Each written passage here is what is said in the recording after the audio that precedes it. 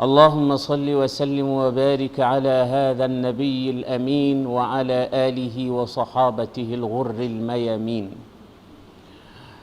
ما بعد، فيا أيها الإخوة الكرام،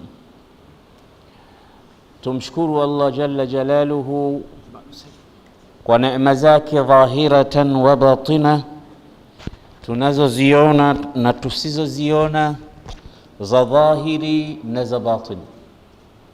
Neema ambazo kama tutachukua nafasi tukaanza kuzihesabu ni neema nyingi sana.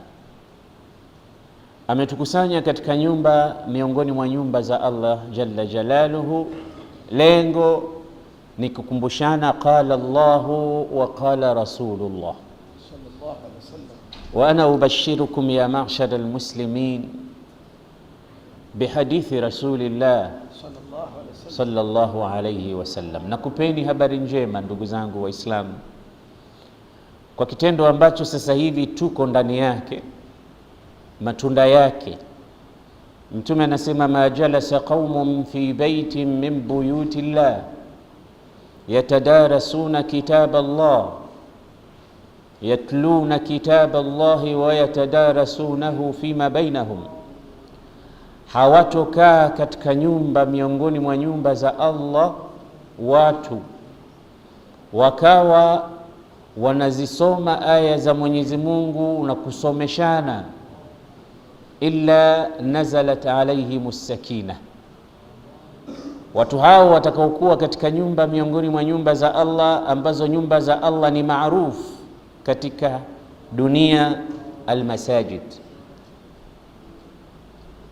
watakapokuwa wanafanya shughuli ya kuisoma Qur'ani na kusomeshana, utawashukia utulivu, as-sakina, utawashukia utulivu, wa haffathumur rahma, na watazungukwa na kufunikwa na rehema zitokazo kwa Allah jalla jalaluhu. Huruma zake zitakuwa zinawaenea. Kwanza utulivu, ambacho ni kitu tunachokitafuta sote. Kila mmoja katika hii dunia kama atapata utulivu, basi yeye hana haja ya kitu chochote kingine.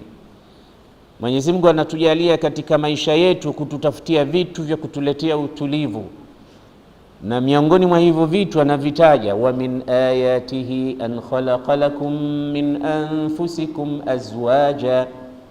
azwajan litaskunu ilayha wa ja'ala bainakum mawaddatan wa rahma inna fi dhalika la ayatin liqaumin yatafakkarun. Miongoni mwa vitu ambavyo anasema Allah vinatupa utulivu ni sisi wanaume kutuumbia wanawake na wanawake kuwaumbia wanaume, litaskunu ilaiha. Katika suratul Araf Allah anasema, wa khalaqa minha zawjaha liyaskuna ilaiha, ili apate kutulizana huko. Kwa hiyo kutulia na utulivu ni neema miongoni mwa neema za Allah, tunapaswa kuzitafuta kwa hali yoyote ili tupate kutulia nyoyo zetu. Lakini pia ala bidhikri llahi tatma'innul qulub, moyo pia unapata sakan na itminan wakati unapomtaja Allah subhanahu wa ta'ala. Sasa tunapokuwa katika nyumba miongoni mwa nyumba za Allah, tukawa tunakisoma kitabu chake na kufundishana, as-sakina tanzilu alaina, Allah anatupa neema ya sakina. Kisha wahafathumur rahma, anatuenea na kutuenezea Mwenyezi Mungu subhanahu wa ta'ala kwa huruma zake, kama alivyohadithia Mtume, irhamu man fil ardi yarhamkum man fis samaa, wahurumieni walio duniani atakuhurumieni yule aliye juu. Na ndiyo maana huruma zake Allah zimeshinda ghadhabu zake. Sabaqat rahmati ghadabi wa rahmati wasi'at kulla shay, na rehma za Allah subhanahu wa ta'ala zinavyompata mtu na kumwenea mtu, hana kitu alichofeli, kwa sababu huruma za Allah ndizo zinazotafutwa. Allah anasema ana huruma 100, lakini huruma moja tu ndio aliyoiteremsha katika dunia. Hiyo ndio watu wanahurumiana, mama anamhurumia mtoto wake mdogo, anahurumiwa na mkubwa, fabiha yatarahamun. Lakini nyingine amezieka kwa ajili ya waja wake watakao kwenda katika jannatul firdausi wa riyadhiha, na jannati nyingine alizoziandaa Allah. Allahumma ja'alna minhum, amin. Sasa hizo rehema ambazo zipo hapa duniani, lallahu arhamu biibadihi min al-ummi biwaladiha, Mwenyezi Mungu ana huruma kwa waja wake kuliko alivyokuwa mama na huruma kwa mtoto wake. Kwa hizo rehema sisi huwa tunazipata wakati tumekaa katika nyumba miongoni mwa nyumba za Allah. Lengo letu ni kusomeshana. Wanazalat alaihimul malaika, na pia malaika huwa wanashuka, wanakuja wanatufunika kwa mbawa zao, kwa sababu lengo letu ni kusoma na kusomeshana. Wa innal malaikata latadau ajnihataha litalibil ilmi ridan bima yasna.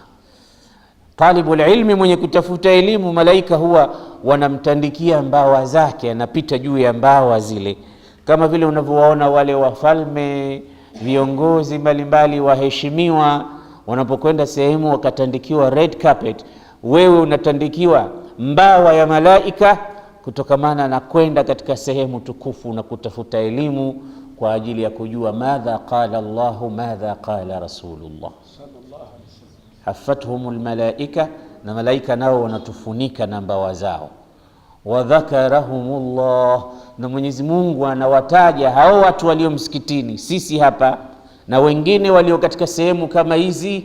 Allah anawataja kwa kheri, kwa kujigamba na kujifakhiri mbele ya malaikatul kiram.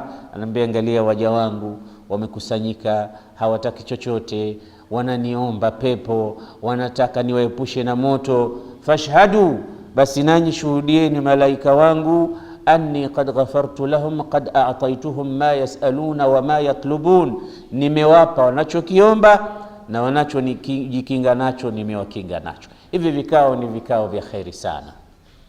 Ndio maana Mtume anasema, idha marartum biriyadil jannati farta'u, mnapopita katika mabustani, viwanja, mashamba ya pepo, chumeni matunda yake na mwanze kula.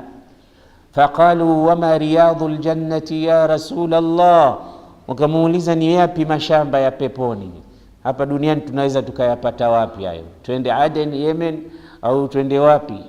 Mtume akamwambia, hilaqu dhikr, pahala ambapo anatajwa Allah, pahala ambapo inasomwa Qur'an, pahala ambapo dini inazungumzwa, madha qala Allahu wa madha qala Rasul. Hivi ndivyo viwanja vya peponi. Kwa hiyo ukiona makundi kama haya pahala popote, usikubali kupita hivi hivi. Mtume sema, farta'u, chumeni, lisheni, kuleni, kwa sababu hivi ndivyo vikao ambavyo la yashqa jalisuhum, hata yule ambaye alikuwa yuko hajui kuna nini kunaendelea, amesikia tu, ameona tu watu wamekaa na yeye, haraka akaenda akajoin pamoja, anasema huyo pia anaingia katika wema wa wale wema waliokaa pale, wala hawi muovu abadan.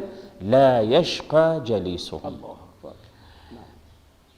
Mimi nimefurahi sana leo kutembea katika msikiti huu ambao ameujenga ndugu yetu, kaka yetu, rafiki yetu, ambaye kwa huzuni hatuko naye hapa kwa sababu ya mitihani ambayo Mwenyezi Mungu amempa na anaipokea.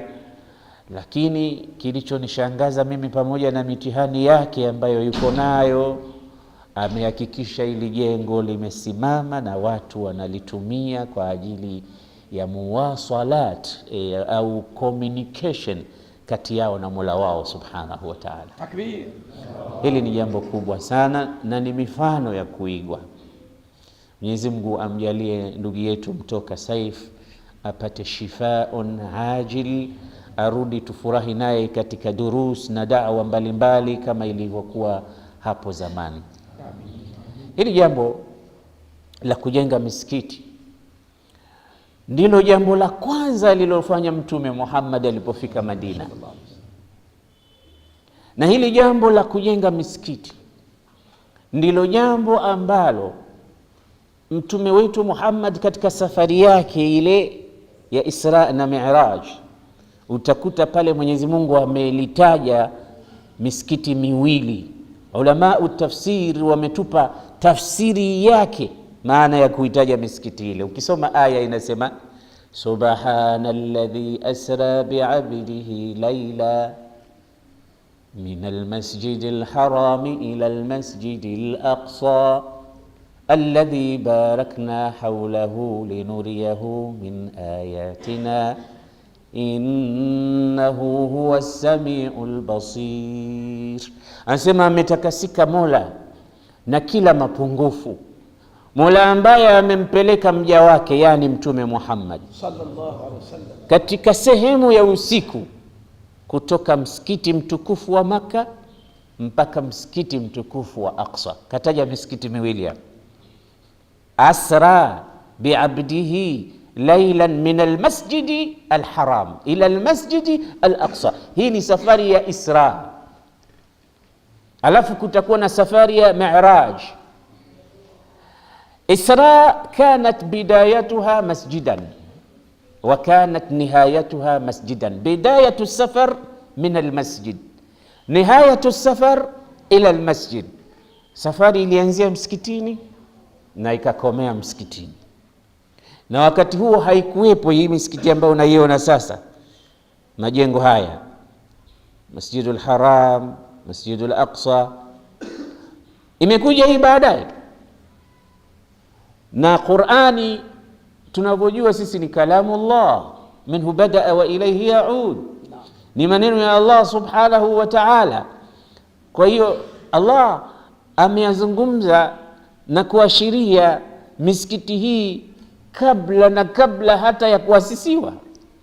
Ni ishara kwamba sayuassisu almuslimuna almu'minuna min hadhaini almakanaini masjidaini sharifaini alharamain.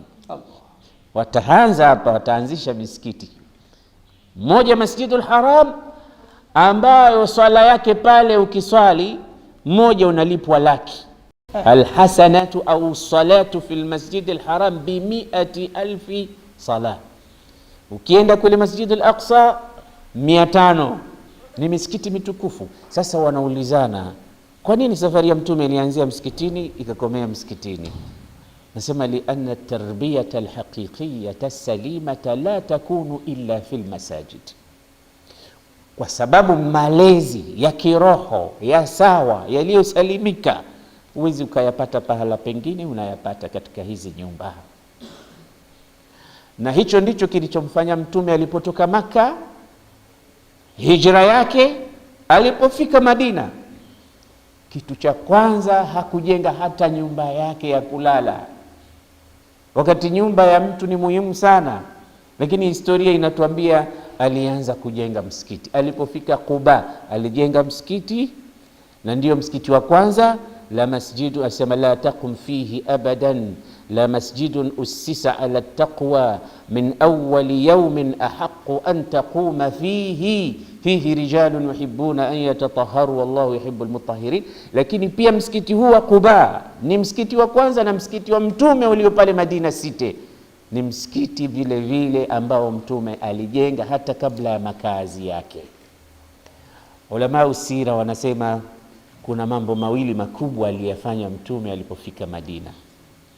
Moja, akha baina almuhajirin wal ansar, akha baina almu'minin, yani aliwaunganisha Waislamu, wewe na huyu, wewe na huyu, wewe na huyu, wewe ndugu yako huyu, wewe ndugu yako huyu, kwa sababu muhajirin wametoka huko kwao, wameacha kila kitu kule, wameacha kila kitu kilichokuwa cha kwao, nyumba zao. Hata yeye mtume kaacha nyumba zake, Abu Bakar kaacha mali yake, wengine wameacha watoto wao, yani thamani ya mali zao zote wameziacha Maka, wamekuja huko hawana kitu.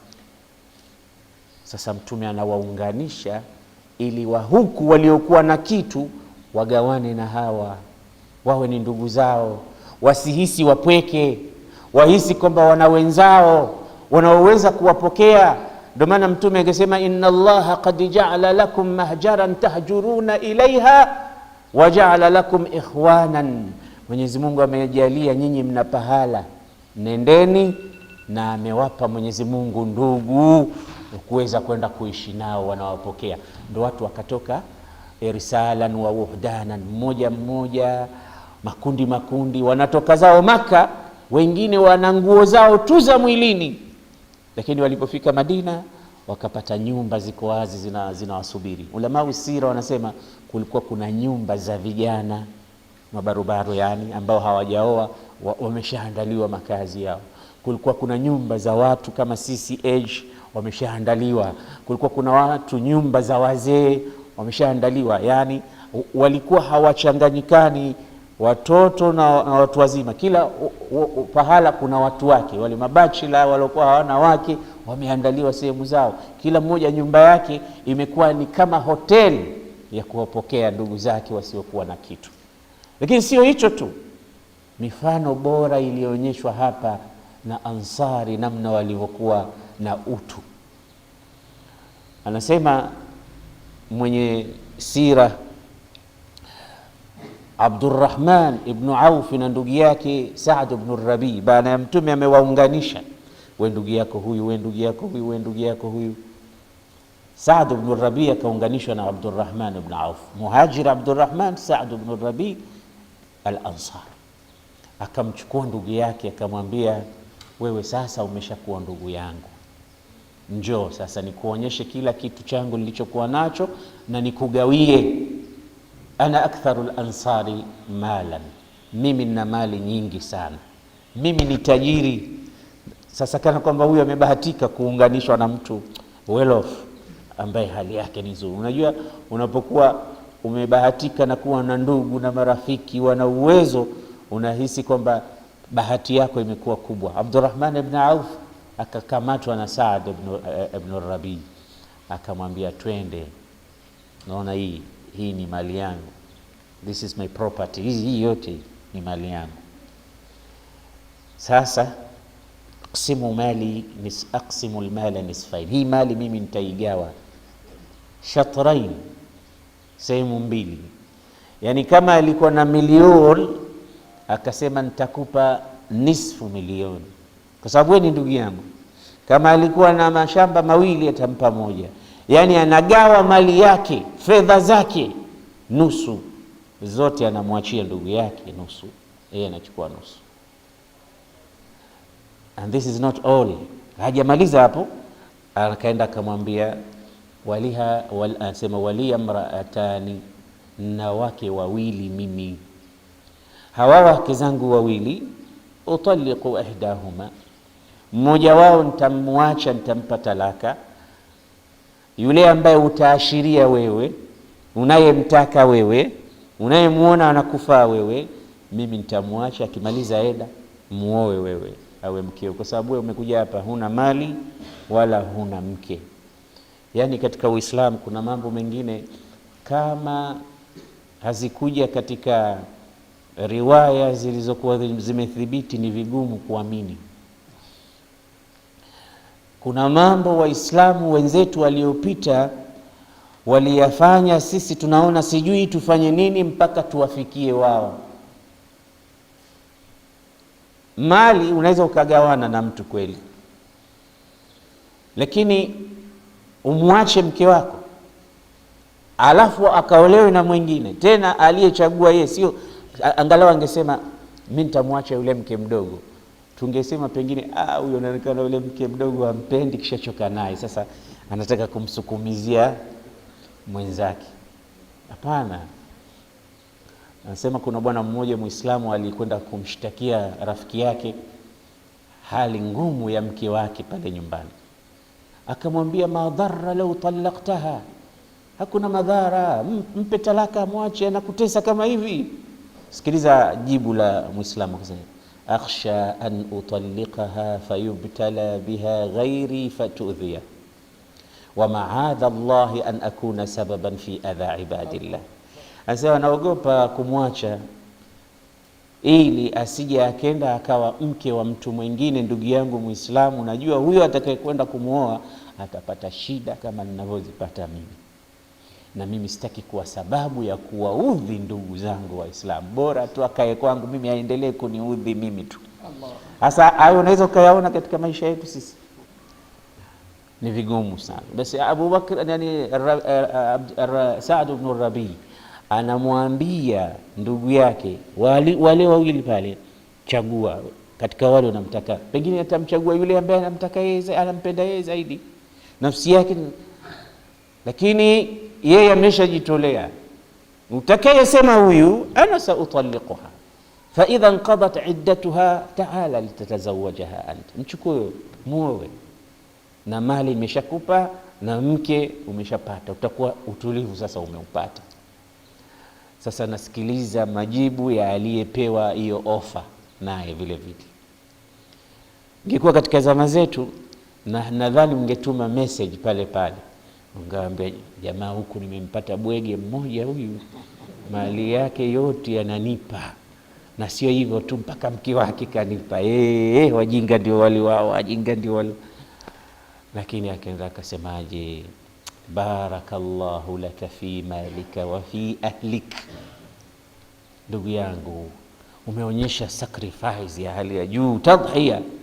Allah akubarikie katika mali yako ulionipa, Allah akubarikie katika ofa ulionipa ya ahli zako. Mimi sitaki hata mali wala sitaki mke. Ana mru'un tajirun dullani ala suq, mimi ni mfanyi biashara, shaghafu yangu kubwa mimi ni businessman. Nionyeshe tu soko iko wapi, tuwe pamoja, nionyeshe njia za kupita, mimi nitaanza biashara zangu. Hakuchukua hata senti 5, hakuchukua hata mke mmoja. Ingekuwa sisi hapo tungesema ungeniongeza kidogo, unajua mimi ndo mgeni wako tena, na unajua Allah anasema hapana, barakallahu lak, nipeleke sokoni. Siku zote mimi nikihadithia kisa hiki huwa sijui mkarimu zaidi kati ya hawa watu wawili ni nani. Ni yule aliyetoa ofa au yule aliyemwombea dua akairudisha ofa ile kwa ndugu yake? Ni nani anaonekana hapa ni zaidi? Maana kutoa kilichokuwa chako mpaka kile cha ndani kabisa, kama mke wako eti apate kuolewa baada ya kumwacha na mtu mwingine, ni jambo kubwa sana. Lakini pia kukataa wakati wewe umekuja huna kitu, huna mke, useme hapana, Mungu akubarikie, nataka nifanye kazi. Nani kati ya hawa amekuwa mkarimu zaidi kuliko mwenzake? Ili swali mnalo nyinyi wenyewe, mtalijibu nyinyi wenyewe baadaye. Lakini hivi ndivyo wenzetu walivyofika baada ya mtume kuwaunganisha kwamba nyinyi ni ndugu. Inna akhaka alhaqqa man kana ma'ak wa man yadurru nafsahu liyanfa'ak wa man idha raibu zamani fadhahaka shattata fika shamlahu liyajma'ak. Hakika ndugu yako wa kweli ni yule aliyekuwa pamoja nawe, na yule ambaye yuko tayari kuharibikiwa yeye ili apate kukuunga wewe ulipoharibikiwa, na yule ambaye wakati utakapokuwa umekupa shida yeye yuko tayari kuharibu cha kwake ili apate kuunganisha chako wewe, akukusanye. Hii ndio inaitwa tadhiya. Tadhiya kama wenzetu walivyokuwa wakionana katika mayadinul qital. Mtu anasema jamani, kiu, nakufa kwa kiu, akipelekewa maji anasema mwingine kiu na mimi huku jamani, basi yeye ana stop kuyanywa yale maji, anasema mpelekee huyo ndugu yangu, huenda yeye akawa kiu yake ni kubwa kuliko yangu, mimi naweza nikastahimili nikasurvive. Kweli Waislamu tunaweza tukawa na roho kama hizi? Kweli wafanye biashara, anakuja mtu ananunua kwake, ananunua the whole day, anamuona mwenzake pembeni pale hajauza, mpaka mwisho anamwambia hii bidhaa hii mimi sina, nenda katika duka jirani yangu anayo, atakuuzia, wakati yeye anayo, lakini anataka mpelekee khairi ile mwenzake. Wafanye biashara Waislamu wanafanya hivyo? Ndio ile kutiliana fitna tu. Huyu jamaa ni bandi, bahari zake zote ni pirates, na kila kitu chake huyu ni mwizi, usije ukanunua kwake, njoo kwangu tu, huyu ni hivi, na fitna watu wanatiliana. wakati sisi ni ndugu wa Uislamu. Yarbituna qawlu la ilaha illa Allah Muhammadur Rasulullah. Basi udugu kama huu ni wa kupigiwa mfano, na ukisoma sira utapata makubwa kuliko hayo. Angalia baraka ya kukataa na kuomba dua ofa ile. Sa Abdurrahman ibn Auf alikuwa ni miliarder katika Waislamu. Wale matajiri wa Kiislamu tukiwataja akina Uthman ibn Affan, huwezi ukamwacha nje Abdurrahman ibn Auf. Alikuwa na mali nyingi sana. Mali zake alizokuwa anazo mpaka baada ya kufa kwake, aliweka mshahara maalum, pesa maalum zinakwenda kwa wake zake Mtume Muhammad sallallahu alaihi walikuwa wako hai. Na sio hao tu, wale waliopigana vita vya Badr katika masahaba waliobakia wote walikuwa kuna kitu wanapata kutokana na mali ya Abdurrahman ibn Auf. Wenzetu mali zao zilikuwa zinatumika hivyo. Mimi na wewe mali zetu zinatumika aje? Unafadhili nini wewe Muislamu? Zinatumika kwa ajili ya kualika club za kupiga music na party mbalimbali, watu wakalewa, wakasema lete moja moto moja baridi, huko ana sigareti, huko ana bangi, huko ana chupa, huko ana mwanamke, huko vitu kama hivyo, ndo pesa zako zinaishia huko. Lan tazula qadama abdin yawm alqiyamati hatta yus'al an arba'. Ataulizwa mtu mambo manne siku ya kiyama, ndio anyanyue mguu wake aende anakokwenda. Moja katika mambo utakayoulizwa, an malihi min aina iktasabahu wa fima anfaqa. Mali yake ameichuma wapi na ameitoa katika miradi gani? Mali ina maswali mawili, kila kitu kina swali moja. Umri wako, ujana wako, ilmu yako, umri wako, lakini mali umeitoa wapi na umeitumiaje? Utamjibu Allah subhanahu wa ta'ala. Kwa hiyo kitu cha pili alichokifanya Mtume baada ya kuunganisha watu, akasema akha baina almu'minin. Kitu cha pili, bana masjidahu sharif, alijenga msikiti. Aliunganisha watu kwa sababu gani? Anajenga madaraja, watu wawasiliane, wawe ndugu, liyaqida au liyaqida silatan baina alibad. Ameweka communication kati ya waja wao wenyewe kwa wenyewe, lazima kuwe kuna communication kati yao. Lakini msikiti kaujenga kwa sababu gani? Sema liyaqida silatan baina alibadi wa baina rabbil ibad. Ameweka hivyo ili afanye communication kati yake na Mola wao, watu wawe wanawasiliana na Mola wao. Hii misikiti. Lakini hongereni wenye kuamirisha misikiti. Innama ya'muru masajid Allahi man amana billahi wal yawmil akhir. Anasema wale wenye kuamirisha misikiti ni dalili ya kwamba wao ni waumini wa kweli na siku ya mwisho. Wa aqama salah wa ata zakat wa lam yakhsha illa Allah. Ni watu wenye kutoa zaka za mali zao, ni watu wenye kutoa sadakati zao, ni watu wenye kumtii Allah subhanahu wa ta'ala na kusimamisha sala, na hawamwogopi isipokuwa Allah. Hawa hakika watakuwa miongoni mwa watu waliofaulu siku ya kiyama. Sasa kuamirisha maskiti ni aina mbili. Ta'mirul masajid naw'an, bibinaiha wa tashyidiha. Kuna kuamirisha misikiti kwa kuijenga kama ndugu yetu alivyojenga huo. Hii ni ta'mirul masajid. Uthman ibn Affan ni mmoja katika waliochangia sana ule msikiti wa Madina, Masjid Nabawi. Kwanza aliwahi kutoa pesa yeye kwa ajili ya kufanyiwa upanuzi ule msikiti. Kisha baadaye wakati yeye alipokuwa ni khalifa, pia akatoa tena pesa zake, akafanya tausia ya pili upande wa kibla huko mbele, akaurefusha, yani akauzidisha msikiti wa Mtume na akautengeza kwa vitu ghali. Wakati huo vilikuwa havijapatikana. Msikiti wa Mtume ulikuwa ni makarara ya mtende na vigogo vyake na mchanga tu, lakini alikuja akaanza kuutengeza ukawa ni permanent na ukawa modern zaidi, mpaka watu wakawa wanasema Uthman bid'a, vitu kama hivyo vinatokea. Uthman akasema arakum kad akthartum, na kuoneni mmesema mengi sana kuhusu mimi kuupanua msikiti. Mlitaka niuache vile vile msikiti mdogo, mlitaka niuache vile vile wa Makuti ya Mtende, na kuoneni mmesema sana. Lakini nimesikia Mtume sallallahu alaihi wasallam anasema, man bana lillahi masjidan yabtaghi bihi wajha Allah bana Allahu lahu baitan fil janna. Nimemsikia Mtume anasema, mwenye kumjengea Allah msikiti, mwenye kujenga msikiti kwa ajili ya Allah, yani watu wakasali wakafanya ibada hizo, kafanya hicho kwa ajili ya kutaraji thawabu kwa Allah, Allah atamlipa mtu huyo aliyefanya hivyo kumjengea nyumba peponi. Una garantii ya kujengewa nyumba peponi, iwe tu kwa sharti kwamba umeujenga ukamjengea Allah subhanahu wa ta'ala. Bana lillahi masjidan. Si hilo tu, anasema katika riwaya nyingine, man bana lillahi masjidan walau mafhasin qata bana Allahu lahu baitan fil janna.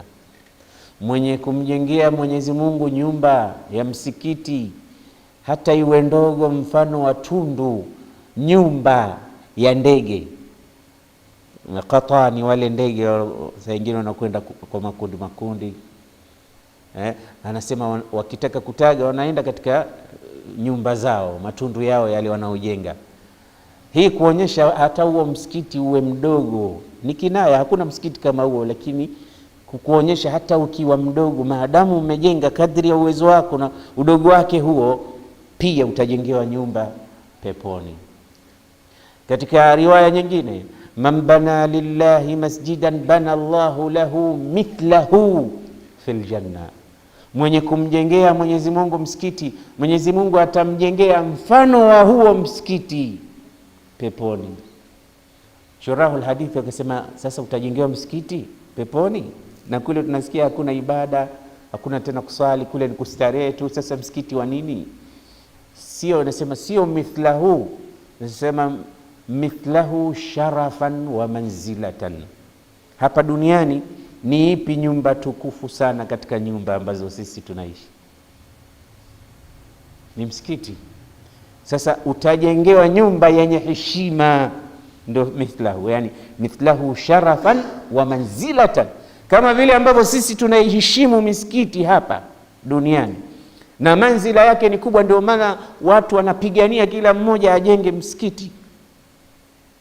Kama vile ambavyo tunavyoiheshimu misikiti cheo chake, na wewe utajengewa nyumba peponi, watu wataiheshimu manzila yake hiyo nyumba, kwa sababu umejenga msikiti huku katika ardhi. Itakuwa ina sharaf, itakuwa ina cheo, itakuwa level yake nyumba ile ni katika zile nyumba za high, ni value yake ni hali ya juu kule peponi. Mimi ukinijengea nyumba yangu ya kukaa tu, furaha yangu itakuwa nzuri sana, kubwa.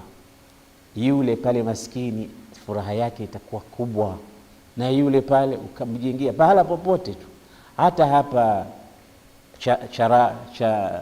Charama au hapo Kinama au kule Chibitoke au pale Jabe au kule Uterere, wewe nijengee popote tu nyumba. Unakaa miaka 25, nusu ya umri wako wote hujajenga hata tofali moja.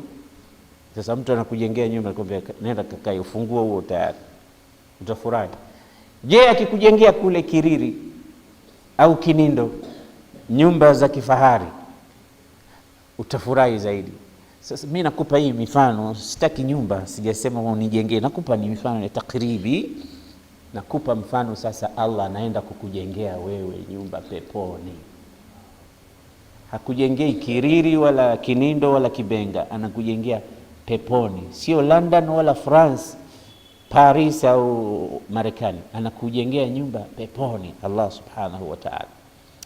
Alafu kuna watu wanakufa, wana mali zao wameziacha, hawakuzifanyia investment yoyote katika mambo ya khairi. Wanaachia watoto wanarithi, na ya rate hao watoto wangerithi peacefully, wanarithi, wanapigana makonde tu in pieces mpaka wanauana. Hakuna faida ya mali ile iliyopatikana katika kheri. Ukija ukipata kile ambacho Mungu amekupa, umekipenda, na we mfanyie Allah kitu anachokipenda. Na moja katika mambo anayoyapenda Allah ni kumjengea nyumba yake.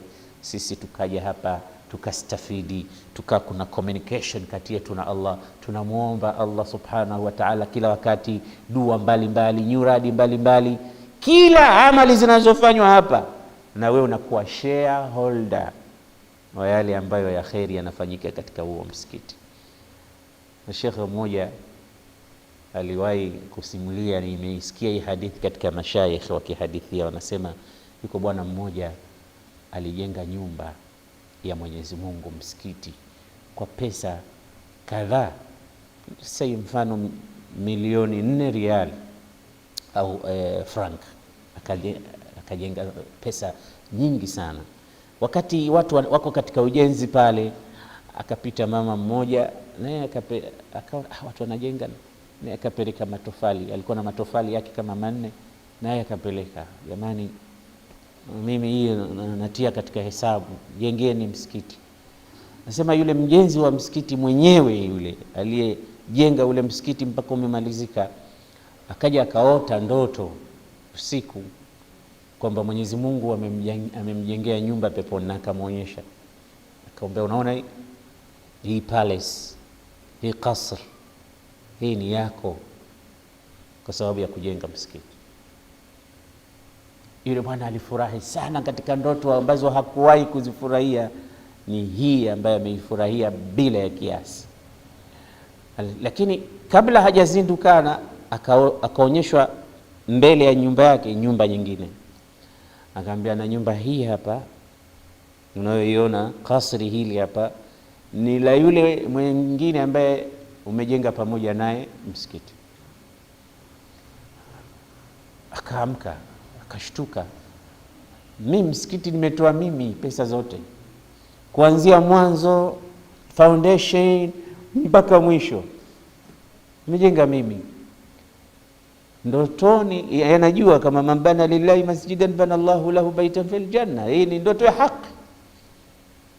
Mbona kuna uliyejenga naye na yeye ana nyumba? Sio kwamba ni hasidi hataki apate. Nataka kujua kwani nimejenga na nani, na wakati mimi nilitoa pesa peke yangu. Kuna mtu mwingine, kwa sababu kuna watu wengine wanataka kheri wazipate, waona msinisaidie bwana. Mara nyingine unaandamana na watu ukitaka kwenda lunch, unakwenda hoteli, unapiga lunch, ukimaliza ukienda kulipa unasikia yule pale kishalipa. Bwana yeye, ukienda pale pengine yeye tena, kila kitu yeye tena. Bwana ukitaka kula sema bwana wacha bwana tukusaidia. Hapana, anataka kila kitu apate yeye. Sio vibaya. Allah anatuambia, wa fi dhalika falyatanafasil mutanafisun, washindane watu. Bwana kwa nini unafanya hivi? Bwana mimi nina dhambi nyingi, niachieni nifute dhambi kidogo. Nyinyi wenzenu alhamdulillah, tawadhu. Sasa kwa nini yupo mtu mimi simjui, akaja akawauliza mafundi wake, bwana yuko mtu amejenga msikiti pamoja na mimi simjui. Sema hakuna. Kuna mtu alileta pesa zake hapa, ulileta peke yako. Kamuuliza kijana wake, ambe bwana, iko siku alikuja mama hapa na matofali yake 4. Nadhani huyo ndiye uliyeshirikiana naye katika anakaa wapi huyu mama? Tunamkuta pale. Ukienda ukamwangalia yule mama, akamuona, akamwambia, mama nimekuja. Nini? Chukua hizi hela. Za nini?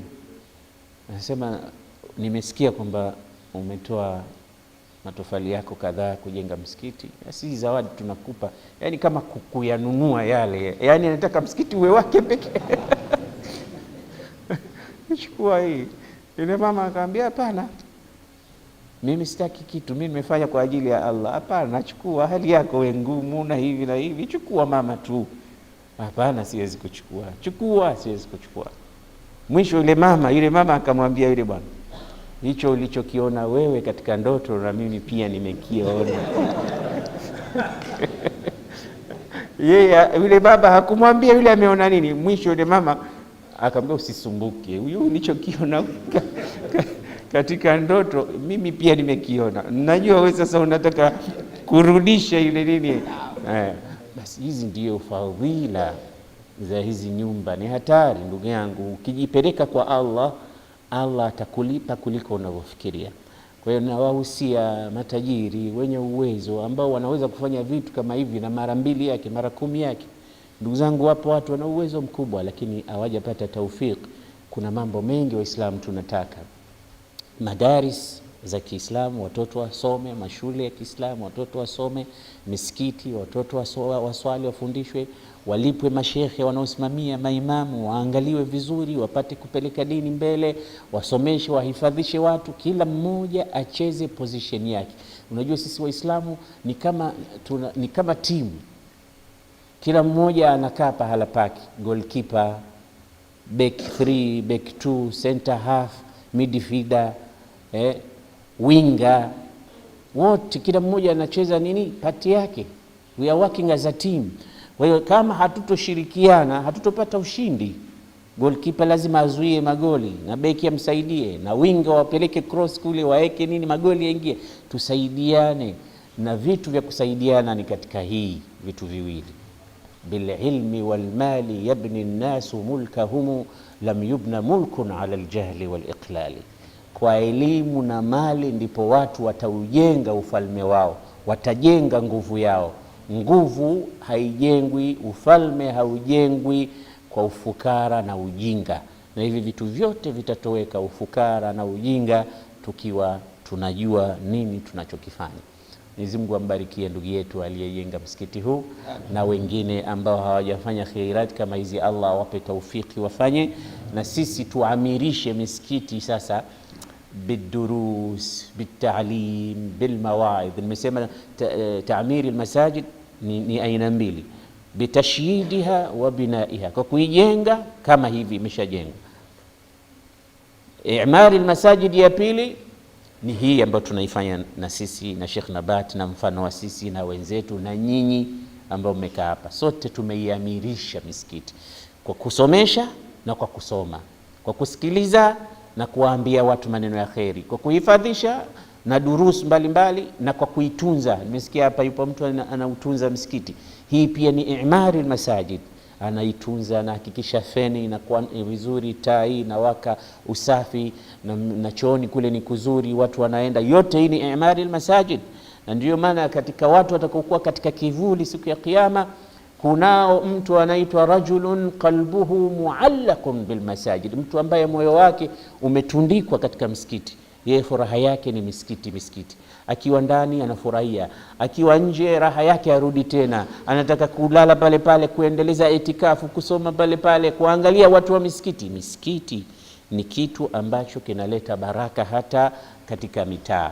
Basi naomba Allah aikithirishe misikiti, watu wawe wengi wenye kufanya khairati hizi na watakabalie sadaka zetu. Allahumma inna nastahfidhuka adyanana wa anfusana wa amwalana wa ahlana wa kulla shay'in a'taytana. Allahumma ij'alna wa iyyahum fi kanafika wa amanika wa jiwarika wa iyadhika min kulli shaytanin maridin wa jabbarin anidin wa dhi baghyin wa dhi aynin wa dhi sihrin wa dhi sharr wa min sharri kulli dhi sharrin innaka ala kulli shay'in qadir. Allahumma ishfi mardana wa مرضى المسلمين. اللهم ارحم موتانا وموتاهم يا رب العالمين. اللهم فرج هم المهمومين ونفس كرب المكروبين واقض دينا عن المدينين واشف مرضانا ومرضى المسلمين. وصل اللهم وسلم على نبينا محمد وعلى آله وصحبه أجمعين والحمد لله.